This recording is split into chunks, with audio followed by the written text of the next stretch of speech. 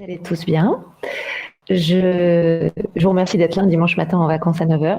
Je suis très contente de vous recevoir chez moi tous aujourd'hui, en ce dimanche matin. Je m'appelle Claire Lomé, je suis prof de maths dans l'Académie de Normandie. Je suis aussi formatrice. Alors cette année, je mets mes actions de formation un petit peu entre parenthèses, mais jusqu'à l'année dernière, j'étais RMA, c'est-à-dire référente mathématiques académiques. Dans le cadre du plan Villani Neurosciences. Et donc, je coordonnais, je participais au déploiement du plan pour le premier degré, ce qui m'a absolument passionnée. C'était extraordinaire. Et avec deux collègues, Nourdine Temagoult et Hélène Portail, nous avons fabriqué une mallette, la mallette à mathématiques de l'Académie de Normandie, que voilà. Bon, c'est un peu, je suis d'accord que c'est mou comme mallette, mais en fait, c'est quand même du dur. Hein. Et cette mallette, en fait, tout est en ligne, elle est partageable, elle est partagée sur Internet, dans un tribu, donc vous allez sans doute avoir le lien qui s'affiche. Et aujourd'hui, c'est ça que je vais vous présenter. Voilà, c'est ce travail collectif. Alors là, vous voyez mes deux collègues, Nourdine Temagoult et Hélène Portail sur cette diapo. Alors les intentions de donc la maman, mallette à mathématiques de l'Académie de Normandie, elles étaient plurielles. D'une part, nous avions envie de mettre en forme tout le travail que nous avions fait dans les classes, puisque tout ce qui est dans la mallette, nous l'avons testé en classe avec les collègues et avec le retour des collègues qui nous ont du coup beaucoup apporté, en particulier en ayant une analyse experte par rapport à leur métier à eux d'enseignants du premier degré. Donc c'est vraiment un travail avec beaucoup d'interactions. Et donc, je vais vous présenter globalement la mallette, puis ensuite me concentrer sur 3 axes, parce qu'en fait, il y a beaucoup de matériel dans cette mallette, et je ne peux pas vous présenter tout aujourd'hui. Donc là, vous avez le lien en bas de la diapositive. Donc j'ai choisi 3 axes que j'ai plus travaillé moi personnellement dans la mallette, puisqu'on s'est un peu réparti le travail, même si on a touché à tout, tous. L'aspect lecture en maths, les outils de classe, et puis un exemple de points didactiques. Pour nous, c'était vraiment une aventure. Ça nous a d'ailleurs demandé un temps assez considérable dans l'année. On y a mis beaucoup d'énergie, beaucoup de bonheur aussi. Et on a regroupé donc un grand nombre d'activités, toutes testées, en faisant des choix. Voilà. Des choix non pas par élimination. Je crois pas qu'on ait éliminé quoi que ce soit en fait de ce qu'on a proposé, mais en fait plutôt des choix subjectifs, parce que en fait on a mis ce qui nous avait convaincus. Voilà. Donc c'est forcément subjectif et il manque des choses, c'est évident. Chaque fiche est présentée en un A4 et seulement un A4 pour que les collègues puissent tout de suite en fait le prendre en main, ne pas avoir un temps d'appropriation qui soit long. Donc là aussi, on a fait des choix, on a enlevé des choses, mais ça permet d'aller à l'essentiel. On a essayé de penser nos outils aussi en même temps pour les formateurs et pour les enseignants. C'est-à-dire que nous, on faisait les deux. En même temps, on animait des séances de classe et puis on était aussi formateur pour les collègues. Donc, selon les entrées qu'on a, la plupart des outils s'adaptent aux deux. Et on a essayé surtout d'être très concret. Alors, tout a été déployé en classe, donc de toute façon, c'est forcément éprouvé et toujours effectivement appuyé à la didactique pour justifier le propos. Donc en fait, la mallette, elle s'articule globalement en 5 entrées. Donc une entrée lecture avec les albums et puis des propositions de livres qu'on peut avoir dans les bacs ou côté enseignant. Bon, le mode d'emploi de la mallette, j'aurais dû commencer par là évidemment. On a toute une catégorie donc, qui est celle que vous voyez à droite, avec 5 domaines. En fait, il y a 3 domaines. Il y a nombre et calcul, géométrie, grandeur et mesure. Proportionnalité, c'est pas un domaine en soi. Proportionnalité, ça traverse tout le programme de l'école, mais on a voulu le mettre à part pour appuyer dessus, en fait. Et puis, on a aussi rajouté un domaine programmation. Ensuite, alors on voulait mettre plusieurs fiches méthodo. En fait, il y en a qu'une parce qu'on n'a pas eu, comme on n'a pas renouvelé, on n'a pas eu le temps d'en ajouter d'autres, verbalisées en mathématiques. Une grosse partie rituelle dont je vais vous parler. Et puis, nous avons voulu aussi mettre en avant des dispositifs auxquels nous croyons, tels que Math en Ville, la PMEP, la course au nombre. Ce ne sont évidemment pas les seuls dispositifs auxquels nous croyons, mais c'est ceux que nous avons mis en place dans les classes, en fait, avec des activités et là aussi éprouvées. J'ai oublié de dire au départ, et c'est super important, que tout ce dispositif-là a été appuyé et porté par Nicolas Gendreau, qui est un de nos inspecteurs en Normandie, qui fait le lien justement avec le plan Villani-Torossian et qui nous a d'ailleurs donné une grande confiance, qui nous a laissé libre voilà, de faire comme on voulait, et en plus, qui a donné de l'huile de coude pour remplir les mallettes pendant toute une après-midi. Alors, premier axe que je voudrais développer, lire en maths. Donc là, vous avez 4 exemples que j'ai pas pris par hasard. Alors, dans la mallette, en fait, il y a plein de matériel, enfin, il y a plein de feuilles qui sont en fait celles que vous retrouvez sur le Tribu, donc qui est accessible encore une fois à tout le monde. Allez-y, pillez, déformez, transformez, critiquez, envoyez-nous des remarques. En tout cas, allez-y, il faut que ça serve, c'est pour ça qu'on l'a fait. Oui, les activités de la mallette s'adressent à des élèves du primaire de cycle 1, 2, 3. C'est transposable au cycle 4. Et donc, dans la mallette, pour les gens qui l'auront, il y a aussi 2 albums. Un album de didactique de Nathalie Sayac pour le premier cycle, cycle 1. Et puis, combien mesure la baleine pour plutôt le cycle 2, cycle 3. Et puis, il y a aussi une corde à 13 nœuds, parce que ma collègue Hélène Portail a fabriqué 120 cordes à 13 nœuds elle-même. Elle a même appris à épicer pour pouvoir avoir la petite boucle là, et puis pouvoir s'en servir tout comme il faut. Donc, il y a aussi un peu de matériel. Alors, je vous l'ai montré, il y a 2 albums, et pour moi, cette entrée album, elle est vraiment hyper importante, parce que les mathématiques, elles se vivent, elles se parlent, elles se lisent, elles s'écrivent, elles se fabriquent, elles se transforment. Enfin, voilà, c'est vraiment une discipline que je trouve incroyablement vivante et magnifique. Et donc, je pense vraiment que le passage à l'objet livre, il est important, en particulier pour les petits, mais à vrai dire, en 4e aussi, je le fais, parce que ça permet que les élèves puissent s'approprier des mathématiques à leur rythme aussi. À leur rythme, avec un objet, voilà, avec des mots qui font appel aux émotions. Hier, le collègue qui présentait l'atelier sur maths et théâtre et clown, il en parlait très très bien. Donc là, par exemple, voilà 4 albums qui font partie d'une longue liste qu'on propose. Les albums de Nathalie Sayac, je vous en ai montré un, là, un petit problème de rien du tout, donc tout à fait formidable. L'histoire du maître en bande dessinée, qu'on peut en cycle 3 confier aux enfants pour qu'ils la lisent. Elle est très rocambolesque, en plus, c'est très chouette à lire. La grande aventure des nombres et du calcul. Alors là, c'est vraiment de la culture mathématique. Ça peut s'adresser à des élèves de cycle 3, mais moi, je trouve que c'est un très très bon album enseignant aussi pour pouvoir donner des éléments d'histoire et de culture aux élèves. Et puis un autre album, Alba découvre les quantités. Alors là, ça fait partie de tous les albums que nous avons voulu proposer, qui au départ s'adressent à des enfants en situation de handicap. Ici, il s'agit de déficients visuels. Parce que travailler à partir de livres qui s'adressent à des élèves à besoins particuliers permet en fait de s'adresser à tous. Et que faire de la numération, par exemple, avec un album pour déficients visuels, c'est vraiment très très intéressant didactiquement. Et en plus, ça permet de travailler aussi la tolérance auprès des élèves. Alors, dans Lire en maths, il y a un autre aspect. Cet autre aspect, c'est vraiment les séances et les séquences même à partir d'albums. Donc tout à l'heure, je vous ai montré l'album de la baleine. Il y en a un autre que je travaille beaucoup, c'est le chaperon. Puis il y en a d'autres que je travaille aussi, que je promeus peut-être moins, mais que vous allez voir émerger par la suite. Donc là, par exemple, vous avez sur le côté gauche de la diapo le travail fait à partir d'un album qui s'appelle Le Petit Chaperon Rouge de Rascal, qui est un album sans parole, qui s'adresse du coup au cycle 1 et 2. Mais en fait, il est vraiment super pour les non-lecteurs. Et puis, à droite, combien mesure une baleine sur le geste de mesurage, grandeur et mesure, le calcul. C'est déjà pas mal en fait, voilà. Et vraiment le cœur, c'est le geste de mesurage. C'est-à-dire que pourquoi quand on mesure une règle, non force graduée comme on veut, mais pourquoi est-ce qu'on a besoin d'avoir des objets alignés en ligne droite, bout à bout, etc. Donc voilà, ça. Et vous voyez, ça, sont vraiment des activités qu'on a élaborées en fait en se lançant. C'est-à-dire qu'on a inventé l'activité, on l'a proposée, et ensuite on s'est rendu compte que nos objectifs étaient ou n'étaient pas atteints, ça dépend, mais qu'il y en avait d'autres aussi qu'on atteignait, et ça a posé d'autres questions. Par exemple, le fait que le cœur de cette activité soit le geste de mesurage, c'est quelque chose qu'au départ, j'avais pas anticipé.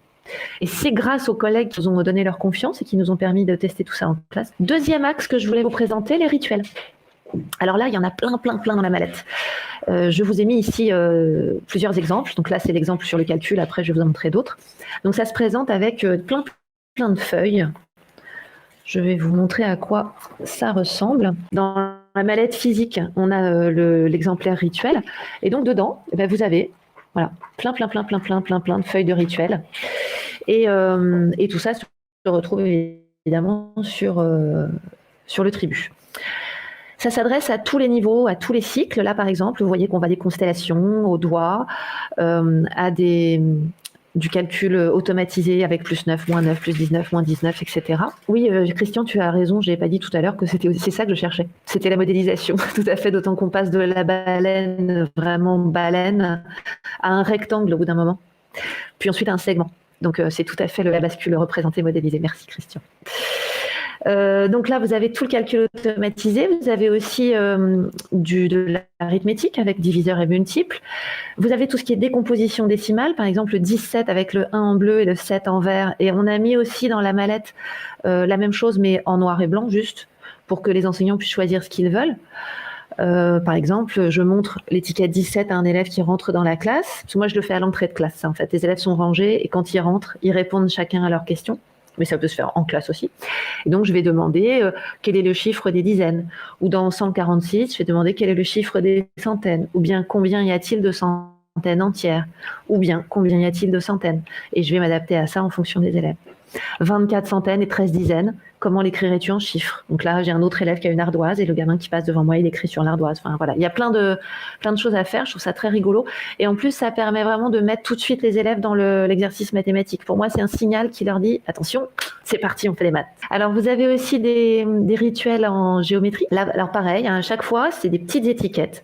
Donc on les découpe, moi je les plastifie pour les conserver pendant plusieurs années, et puis vous les montrez aux élèves. On pourrait aussi le faire en projection au tableau. Donc par exemple, si je leur projette le cube, là ce que j'attends d'eux, c'est qu'ils me disent une arête. Si je leur projette le dessin qui est en bas à gauche, j'attends qu'ils me disent le milieu, à côté la diagonale, à côté encore le rayon. Le triangle, j'attends qu'ils me disent que c'est un triangle isocèle. Et puis pour le dessin en haut à droite, eh bien, j'attends d'eux mais évidemment, tout ça, je l'ai travaillé en classe avant. Hein. Chaque rituel, je l'expose d'abord en classe en leur disant voilà ce que j'attends de vous. Donc là, je leur demande de me dire c'est une ligne brisée constituée de 3 segments, dont 2 sont de même longueur. Les segments BC et CD sont perpendiculaires en C. Voilà, c'est ce genre de choses en fait que j'attends d'eux. Et puis, il y a aussi toute une catégorie, alors sans doute plus réduite quand même, mais de rituels avec de la gestion de données. Donc là, par exemple, j'ai le tableau et je leur demande combien y a-t-il de filles en CM1, combien y a-t-il d'élèves au total en CE1, combien y a-t-il de garçons en tout, je peux dire le nombre 16, ce qu'il représente. Enfin voilà, on fait des allers-retours. Des petits... des étiquettes avec de la programmation, là en l'occurrence Scratch. Pourquoi c'est important d'utiliser la brique relevée, le stylo, qu'est-ce que signifie aléa, etc. Et puis pas mal de rituels sur les durées, parce qu'on travaille aussi beaucoup la course au nombre et donc ça permet tout simplement d'aller dans ce sens-là. Et puis, troisième et dernier axe que je voulais vous proposer, des éléments de didactique. Alors là, j'ai fait simple, j'ai pris parce que je le travaille beaucoup, hein, c'est pas parce que c'est un objet simple, c'est parce que je travaille beaucoup. J'ai pris le glisse-nombre. Donc, des fiches avec du matériel, donc le glisse-nombre, le glisse-grand nombre, mais d'autres activités comme Nous sommes tous Lego, qui permet de travailler de la numération, du calcul des fractions avec les Lego, etc. Où là, vous allez avoir d'une part des exemples concrets. Là, par exemple, vous avez 2 types de glisse-nombre qui sont tous les 2 dans ma classe d'ailleurs. Un glisse-nombre dit simple. Vous remarquerez d'ailleurs qu'il est sans virgule. Et puis, un autre glisse-nombre là avec deux bandes. Il n'y en a qu'une seule qui coulisse, c'est la bande bleue. Celui-là, on voit dessus qu'il y a une virgule, c'est-à-dire une virgule qui est amovible. Elle est en autocollant. Donc, on l'enlève ou on la remet. Et donc, il y a des tutos, en fait, pour vous permettre de moins galérer que ce que nous, on a fait pour fabriquer le glisse-nombre. Et puis, du coup, des questions vraiment de didactique sur, alors voilà, qu'est-ce qu'on choisit? Si je reviens à la diapo précédente, hein, est-ce qu'on choisit, par exemple, d'écrire classe des unités, classe des milliers ou pas? Est-ce qu'on choisit de mettre partie entière, partie décimale ou pas? Donc, vous avez vu que mon choix, moi, pour les deux, c'est ou pas. Et puis la virgule, alors qu'est-ce qu'on fait? On la met pas, comment on la présente, etc. Tout ça est sous-tendu par des vidéos en plus, donc que je mets sur ma chaîne Approcher les maths. Là, par exemple, il y en a une sur la virgule. Et on essaie d'avoir un message clair, court, simple et surtout argumenté, et qui est toujours contestable. Et vous pouvez y aller. Vous pouvez contester autant que vous voulez, simplement faites-nous en profiter pour qu'on puisse avancer aussi. Là, par exemple, c'est que numération et calcul sont absolument enchevêtrés et indissociables. Et donc, il ne s'agit pas de dissocier les deux, que les manipulations magiques sur la virgule et différents décalages sont délétères en fait pour la construction des élèves, mais on cherche vraiment à expliquer pourquoi. De la même façon qu'on cherche vraiment à expliquer pourquoi ça n'est absolument pas la même chose de décaler les chiffres et de décaler la virgule, parce que c'est pas la même chose. Voilà. Bon, je ne vais pas me lancer là maintenant parce que j'ai pas toute la matinée, hein, mais sur le glisse-nombre, on parle aussi, par exemple, du rapport avec les conversions d'unités. Est-ce que le glisse-nombre est utilisable et bénéfique pour les conversions d'unités ou pas? Donc là aussi, je pense que non. Vous allez avoir l'impression que je dis tout le temps non, mais même chose, on explique pourquoi et voilà, on essaie d'argumenter. Voilà, donc moi j'ai fini ma petite présentation, parce que je voulais qu'on puisse avoir éventuellement un petit peu de temps pour discuter si vous en avez envie. D'abord, je vous remercie d'être là et puis de m'avoir écouté ce matin si tôt. Je vous remercie aussi, c'est ce que j'ai écrit là sur ma diapo, parce que je voulais en profiter pour le dire. Les questions que vous me posez, que les mails que vous m'envoyez pour me demander mon avis, ce qui me paraît toujours magique, parce que je suis pas... On est pairs, quoi. Le fait de me lire, de me suivre, de répondre, de commenter, tout ça, ça me fait énormément réfléchir. Et en fait, c'est extrêmement précieux pour moi parce que c'est ça qui a amené la maman finalement. La maman, elle a été faite par nous, mais aussi par les collègues qui nous ont répondu, qui nous ont titillés, parfois d'ailleurs on s'est pris le chou, hein, mais alors toujours pacifiquement, mais c'est vrai que c'est un peu bagarre de temps en temps, quoi. Et ça, c'est vraiment génial. Donc j'essaie de répondre toujours. Et donc voilà, je voulais vraiment vous remercier parce que moi je pense que ça a transformé mes pratiques en fait, tout ça. Et en même temps que produire ce genre de choses, ça fait qu'on s'expose et donc on est obligé de réfléchir plus et mieux. Avoir du répondant en face, c'est vraiment génial. Et puis, je vous remercie pour votre confiance parce que je trouve ça vraiment incroyable. Justement, la confiance dont vous faites preuve en nous posant toutes vos questions, en nous proposant des séances. Encore, je vais vous donner un exemple parce que vraiment, c'est mon exemple des vacances, celui-là. Un collègue qui s'appelle David Cyr m'a écrit il y a quelques jours en me demandant mon avis sur une activité à partir d'un tableau de Kandinsky qui s'appelle Bigarrure dans le triangle. Et en fait, grâce à lui, moi, j'ai trouvé mon activité que je vais pouvoir mettre en place. J'ai déjà pris contact avec des collègues, j'y vais la semaine prochaine là, pour la tester et pour pouvoir présenter ensuite des ateliers dessus. Mais vous voyez, c'est vraiment, c'est super, quoi. Je vous remercie. Alors, merci à toi tout d'abord pour cette super présentation de cette mallette. Si vous avez des questions, n'hésitez pas à les poser dans le chat. Pour l'instant, ce ne sont pas des questions, mais des grands remerciements. Et je me joins à ces remerciements. Et donc voilà, n'hésitez pas à poser vos questions. Bon, sinon, s'il n'y a pas de questions, je peux vous montrer d'autres trucs, moi, dans la mallette. Alors, des albums et des maths, je vous ai montré. Verbaliser en mathématiques, grandeur et mesure. Programmation, tiens. Alors, par exemple, dans la programmation... Ok, Julien. Donc là, voilà, j'ai pris le livret programmation. Mais non, Christian, c'est gratuit. Mais écoute, maintenant que tu le dis, je me dis que ça pourrait être... Mais voilà ce que je vais faire. Ces magnifiques pies là que je vous ai montrées, je vais en faire en série à ma fille et puis on va les vendre. Hein. Elle est en face de moi déjà. Elle enlève son casque. Elle me dit quoi? Donc là, sur la programmation, peut-être certains d'entre vous, vous avez vu avec Marion, ma collègue Marion Michel, qui est professeure des écoles dans ma circonscription, qui est quelqu'un d'absolument formidable. Et puis avec Christelle Fierret, qui est aussi une collègue de la circonscription d'à côté, qui m'a permis de tester des milliers de choses. On a présenté l'activité gauche-droite.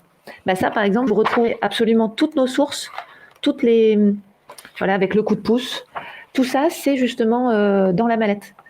De la même façon, vous avez les plans avec donc sans les mesures et avec les mesures pour pouvoir faire la programmation débranchée.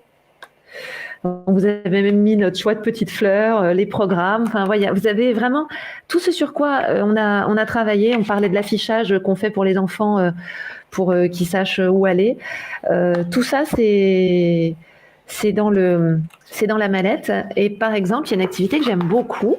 Donc ça correspond à l'activité du robot idiot. Donc c'est celle où les enfants sont sur un drap que je vais vous montrer parce qu'il est forcément quelque part par ici. Voilà, c'est ça.